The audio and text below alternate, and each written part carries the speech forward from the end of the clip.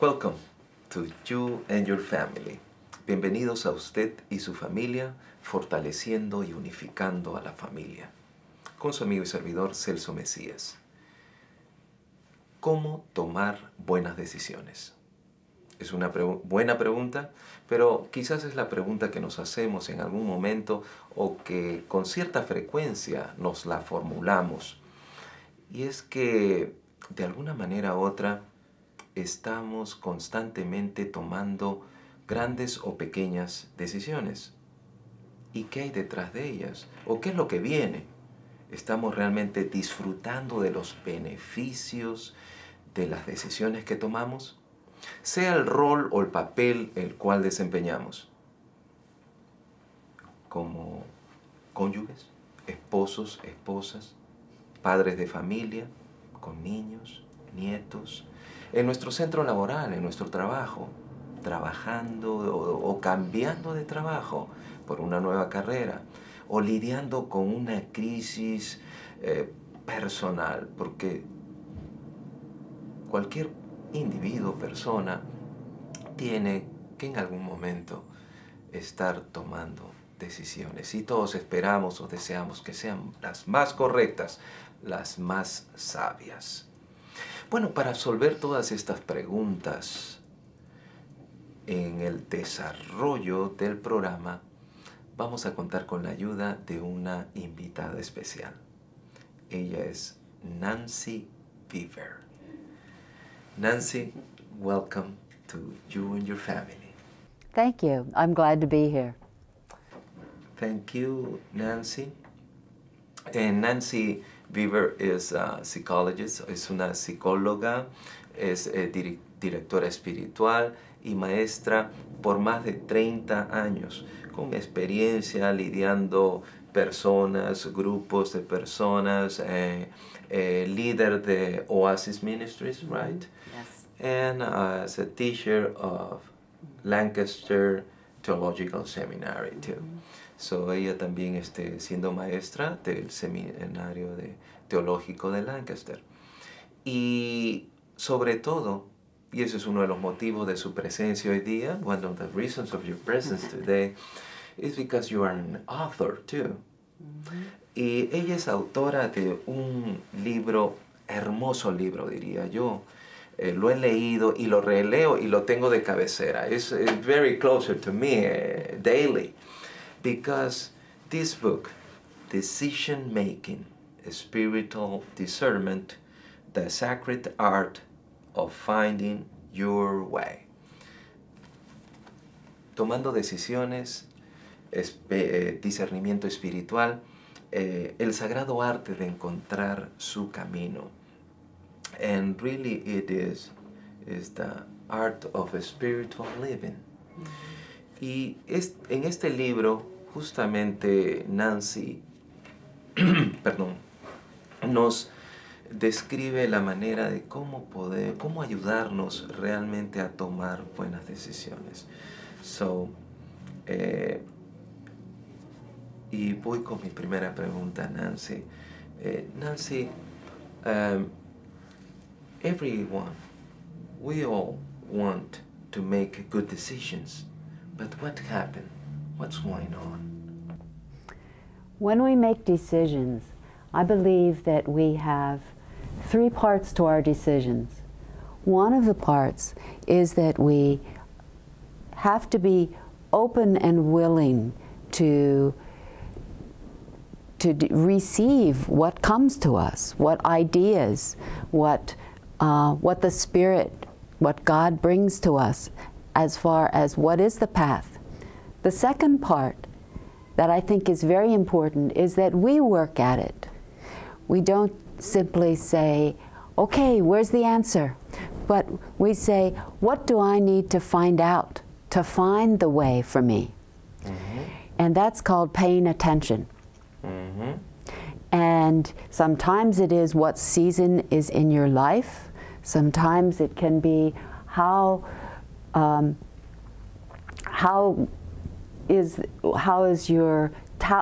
your talents to be used? Sometimes it is what kind of money do I need to live There's many different things we need to pay attention to. And in my book, I have a lot of different questions for people to answer, to find those particular answers for their decisions. The third part is taking steps then. Now, one of the things that I want to emphasize is that you do not have first you are willing, then you pay attention, and then you make the step forward. But you do one and then the other, and they go back and forth.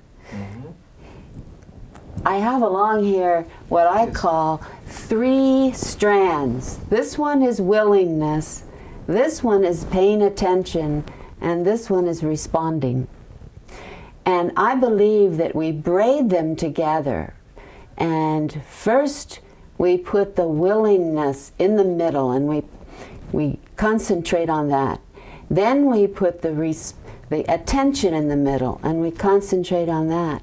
Then we put responding, but it isn't finished.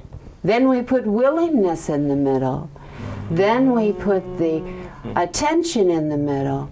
Then we put responding, and we braid them all together until we have here a very strong strand of decision making. It can hold. I see. It holds very strongly here. This is how we make decisions. And going on and on. It goes on and on. That is life. That is life. Not only one episode. We're not finished. Not finished.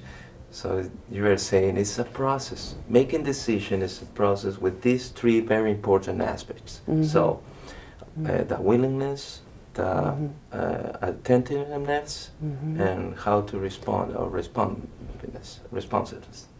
So with all these 3 aspects, we can finally get that kind of wise or strong decision. And what let me tell this in Spanish very quick.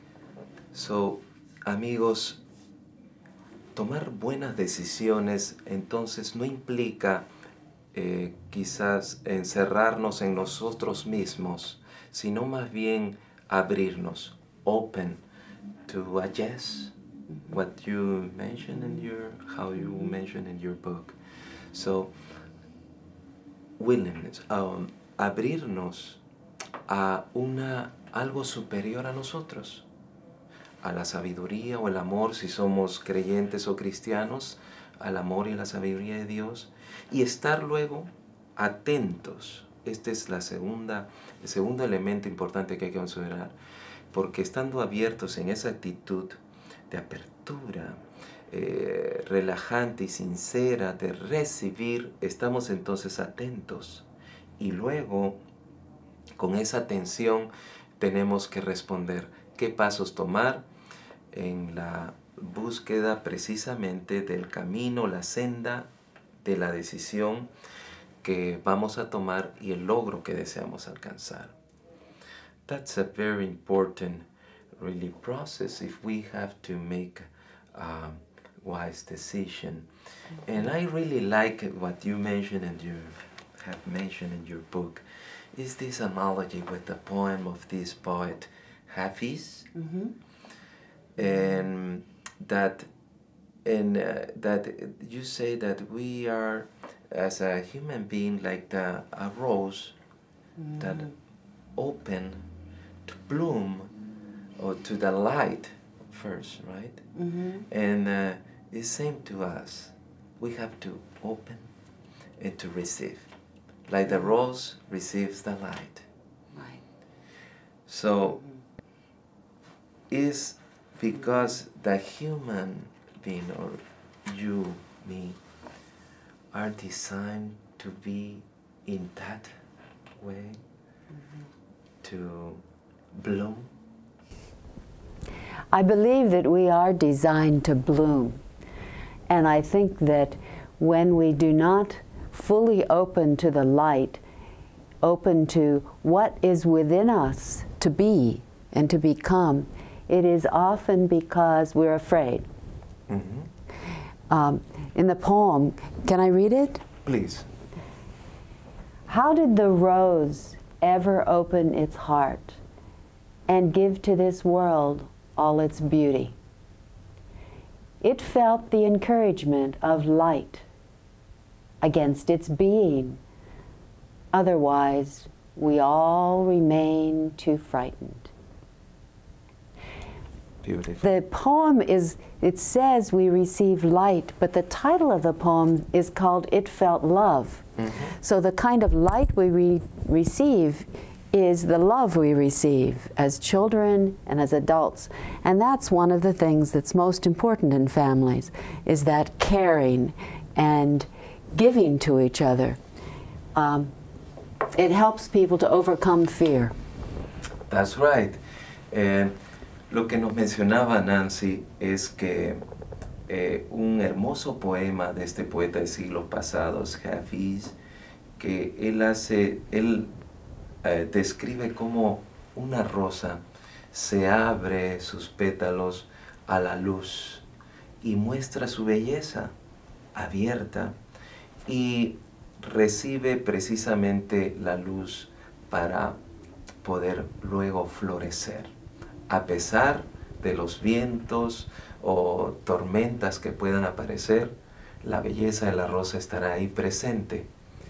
Y es así también como nosotros, como seres humanos, podemos abrirnos a algo superior, a la deidad, que no necesariamente, bueno, como creyentes o cristianos nos abrimos al amor o a la sabiduría de Dios, pero también, como en otras religiones o creencias, hacen alusión realmente a la luz como un valor, un elemento universal. Nancy, the result of one decision that you made was this book, right? Right.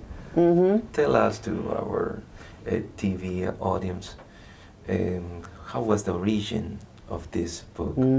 It was a decision, right? That's right. I was at a time in my life about 1.5 years ago when I realized that, well, I'm a woman in her 60s now. What is there that I have wanted to do and I have never done? And I came to this point of making this decision because the season of my life had changed. I was no longer a woman who was caring for her aged mother. My mother had died and I had mourned her, but it was time for me to say, what now? What next? I asked myself, if I am dying, what will I wish that I had done and I've never done it? Something within reason, you know, not fly to the moon or something like that. The answer came to me very quickly. I want to write. I've always wanted to write something. And I was always too afraid, like the poet says in here. I was always afraid to try writing. And I wrestled with that, and my head heard an old friend of mine say to me, Nancy, don't be afraid, just go out there and fail. That's not too bad. So I tried, and a month after I decided I was going to try, I received a phone call from a woman I'd never heard of before who said she was an editor. She said her publishing company wanted to put out a book on spiritual discernment, and they knew I had done some teaching on this, on making decisions wisely. And she asked me, have you ever thought of doing any writing? And I said, yes, I have, and I'm very interested. And so I started writing, and here it is. There we go. That's right. Lo que Nancy entonces nos comentaba es de que este libro es el resultado de una decisión que ella tomó después de haber dado el cuidado a su madre, haber estado un tiempo con ella, y que luego de la experiencia, many years teaching and talking about this theme, ella pensó de que se puso en este momento, y que me parece muy importante que podamos nosotros en algún momento formularnos, y es que si fuera nuestro último minuto de vida y que estamos quizás inquietos por algo que no hayamos hecho, y se puso Nancy en esa situación. Si quizás ya estos son mis últimos momentos de vida, algo que he deseado hacer durante mi vida y que no lo he hecho hasta el momento, ¿qué es lo que haría? Y vino inmediatamente a la mente y al corazón, seguramente, la idea de escribir, y escribir este libro. Y es así como a las pocas semanas de haber tomado esta decisión, ella recibe la llamada de una editora en la cual le hace la propuesta, y hoy día aquí tenemos el resultado. Un hermoso libro, Decision Making, Spiritual Discernment. Y es que estamos hablando justamente sobre este libro. And Nancy, you mentioned in one of these parts of the chapters of your book, but basically has these 3 chapters, right? These 3 sections to the book. The yes. aspect that you talked, and the willingness, the attentiveness, and responsiveness. And one, I think, important matter that it happens is, for example, the case of Joan thinking of divorce. Sometimes there really is a hard decision to take. So when you talk to us how you deal with this when you talk with Joan about this situation. One of the persons that I mention in the book is a woman named Joan who's thinking of being divorced, and she has come to the decision that the life she has is not a good one.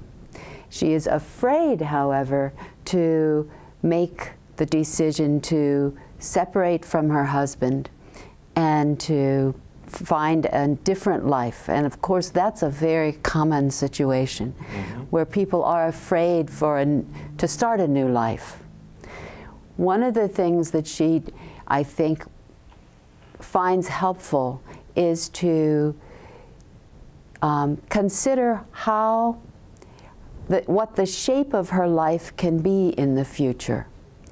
To picture herself living in an apartment by herself, or an apartment with herself and her children, and what will be hard about that, and what will be good about that.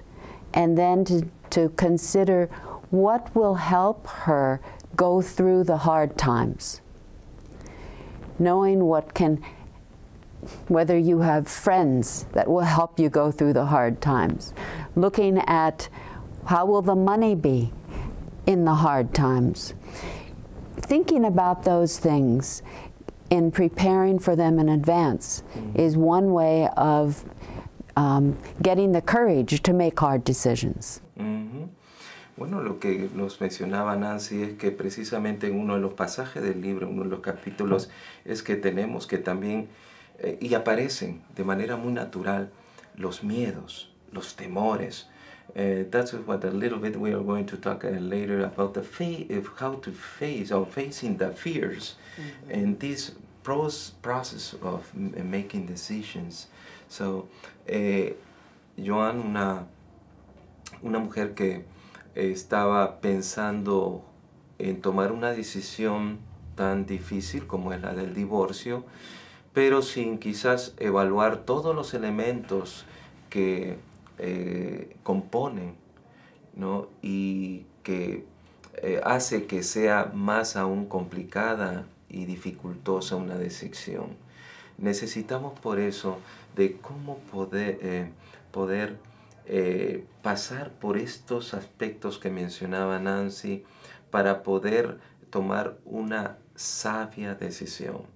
Y es algo que no lo podemos tomar si es que estamos quizás en la actitud o con la suficiente determinación de enfrentar y afrontar lo que se viene. Nancy, you have mentioned too in the book facing the fears, and you talk about that it's hard really to make a decision if we live with these fears or stop us to go through. Please talk a little bit about this. I think there are two ways in which fears can make it difficult for us. One of the ways is that we feel isolated, we feel alone in our fears. And the answer to that is to speak of our fears, to bring them forth, and to say that I am afraid of this. Now, what can I do about it? How can is there any reality to this fear? Perhaps it is something to be afraid of. Perhaps I'm afraid there won't be enough money. And I need to look and do something to consider, is this a real problem, or is it because I never had enough money but now I have a good job, but my old fear is still there? Talking to friends is helpful. I mentioned I have a lot of exercises in here to help us discover ourselves and to help us deal with fears. And one of the ways of dealing with fears that I suggest is to have a way of looking at the different parts of ourselves, inside ourselves, and say the different rooms in ourselves, yes, and to say, this is the room where the fear lives, and I'm no longer living in that room. I live in other rooms, and I might visit that room, but I'm not living in that room. All right. Una de las consideraciones que hace precisamente Nancy en su libro es que si bien estos miedos como problemas financieros, ¿no? Problemas en nuestras relaciones, en las que tenemos que quizás tomar decisiones por nuestros hijos, son miedos muy naturales en los que aparecen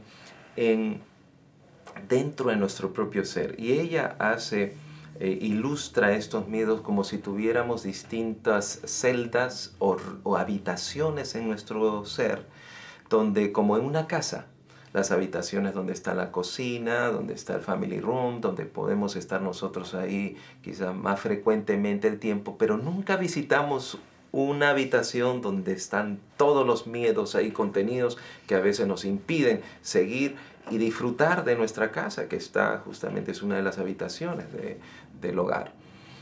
Pero tenemos que abrir esa puerta y enfrentarlos y tomarlos tales como están, encarándolos. Es una manera como también nos ayuda a poder vencer, controlar, manejar estos miedos naturales. Y también ayuda el hecho de que tengamos amistades, amigos que nos están alentando, animando. Por ejemplo, Nancy tenía el problema de you were afraid about writing this book, right? But you have a friend that encouraged you.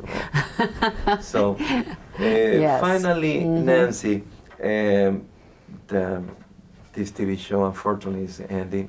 So, what practical, spiritual exercises you recommended in your book?